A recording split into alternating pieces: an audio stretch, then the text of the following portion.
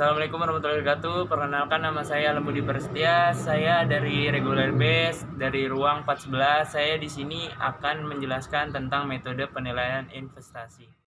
Oke, di sini akan saya membahas metode penilaian investasi. Yang pertama adalah metode penilaian investasi. Layak atau tidaknya sebuah keputusan investasi dilakukan bisa dinilai dengan berbagai kriteria, ditinjau dari sudut pandangnya keuangan. Ada beberapa metode penilaian investasi yang menentukan apakah suatu investasi itu layak atau tidak layaknya.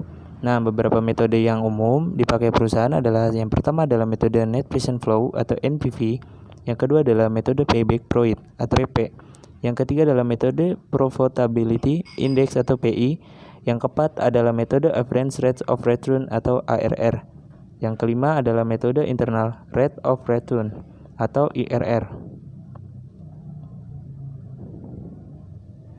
Nah, yang pertama adalah kita akan membahas tentang NPV atau metode Net Present Flow.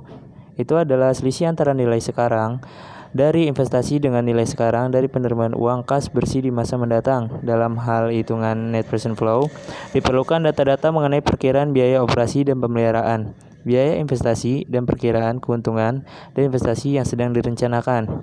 Nah, keputusan itu menggunakan analisa NPV itu ada dua kemungkinan. Yang pertama adalah apabila selisih antara nilai sekarang dari arus kas lebih besar, berarti nilai NPV-nya positif, maka investasi tersebut layak untuk dijalankan. Nah, jika selisih antara nilai sekarang dan arus kas lebih kecil, berarti nilai NPV-nya negatif, maka tersebut tidak layak untuk dijalankan. Yang kedua adalah metode Payback Period atau PP. Itu adalah sebuah metode untuk mengetahui kapan waktu kembalinya dana investasi yang telah dikeluarkan. Payback period ini mengukur lamanya dana investasi yang dikeluarkan perusahaan akan kembali seluruhnya seperti awal mula.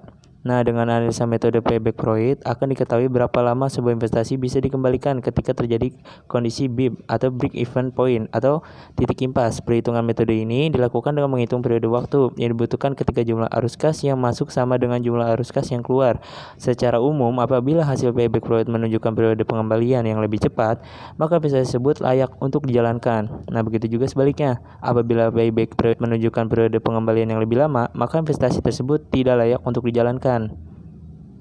Nah, yang tiga ini adalah metode Profitability Index atau PI. Analisa ini adalah membandingkan antara nilai arus kas di masa mendatang dengan nilai pengeluaran investasi yang sekarang. Profitability Index ini dikenal juga dengan nama Profit Investment Ratio atau rasio laba investasi dan Value Investment Ratio atau rasio investasi nilai. Apabila profitability-nya indeks hasilnya lebih dari 1, maka investasi tersebut layak untuk diambil. Kalau semakin besar angkanya, maka investasi tersebut semakin layak.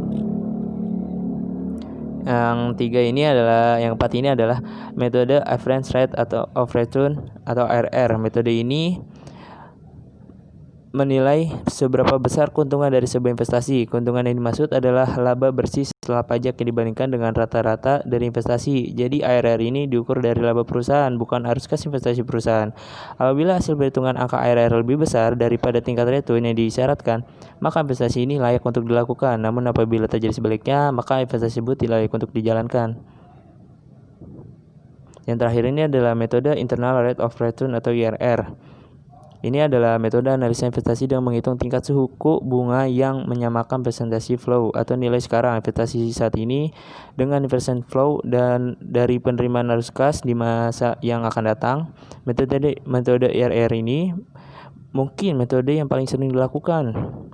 Mungkin karena mudah digunakan dan banyak beranggapan dan percaya bahwa perhitungan IRR adalah hitungan yang menunjukkan tingkat return yang sebenarnya. Nah, kita beralih ke contoh soal. Yang pertama adalah contoh soalnya, sebuah perusahaan X ingin membeli perusahaan mesin produksi untuk meningkatkan jumlah produksi produknya. Diperkirakan untuk harga mesinnya itu 150 juta dan mengikuti aturan suku bunga pinjaman yakni sebesar 12% per tahun. Untuk arus kasnya sendiri, masuk pada perusahaan itu diestimasikan sekitar 50 juta per tahun selama 5 tahun. Apakah rencana investasi pada pembelian mesin produksi di atas dapat dilanjutkan? Nah, penjelasannya berikut ini. Yang diketahuinya adalah kita harus mengetahui CT, CO, dan R-nya. CT-nya adalah 50 juta, C0-nya ada 150 juta, dan R-nya 12% atau 0,12. Nah, jawabannya adalah dengan menggunakan rumus NPV yang tertera di sini. Nah, lanjut ya, dan kita udah taruh angkanya. Itu NPV-nya adalah dalam kurung 44,64 ditambah 39,86 ditambah 35,59 ditambah 31,78 ditambah 28,73 tutup kurung dikurang 150. NPV-nya yaitu 180,24 dikurang 150. Jadi hasil NPV-nya adalah 3,24. Nah, itu adalah nilai untuk NPV-nya. Jadi tinggal dinilaiin aja, jadi 30,24 juta rupiah. Nah, contoh soal yang kedua adalah sebuah proyek investasi memiliki nilai investasi 750 miliar rupiah dengan aliran kas bersih atau net cash flow setiap tahunnya berbeda.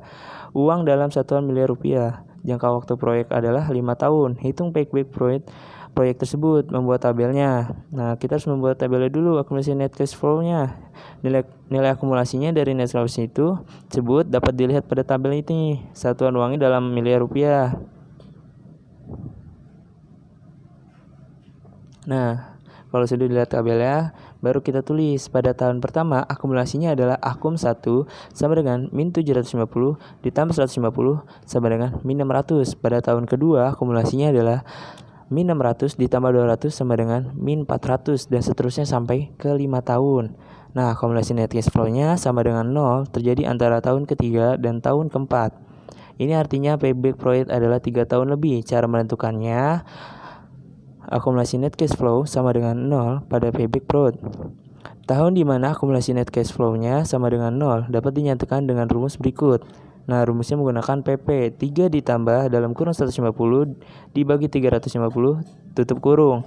Nah, PP-nya adalah 3,4 tahun. Jadi payback proyek PP investasi pada proyeknya adalah 3,4 tahun. Oke, terima kasih dari saya. Sekian.